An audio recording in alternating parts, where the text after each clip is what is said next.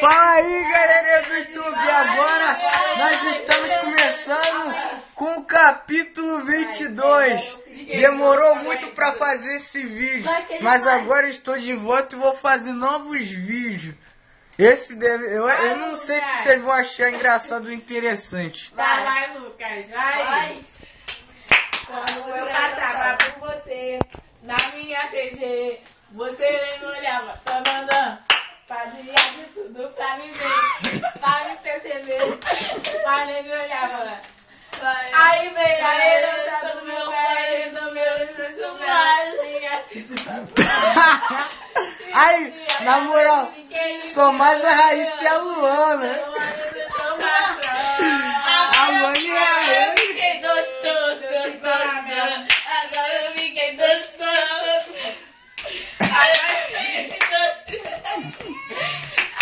eu fiquei doce. Espoca! Agora eu fiquei doce com caramelo. Tô tirando onda do camaro amarelo. Agora eu fiquei de vem cá que eu te quero. Quando eu passo no camaro amarelo. Agora eu fiquei doce. Agora eu fiquei doce. Agora eu fiquei doce. Agora eu fiquei doce. Valeu! Opa! Ô Rayane, o que você vai achar desse vídeo do capítulo? Você vai achar que vai ter algum sucesso? Ridículo! Você vai achar que vai ter algum sucesso? Não, sério, Rayane. Você acha que vai ter algum sucesso no vídeo? Acabou?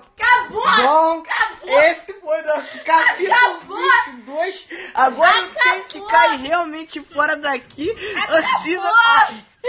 Ai, eu vou quebrar minha cabeça. Ai. Agora eu fiquei doce!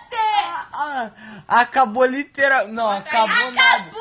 Esse capítulo acabou. O próximo capítulo 23 vai ser na próxima. Tchau, pessoal. Até a próxima. Dá um tchau. Tchau!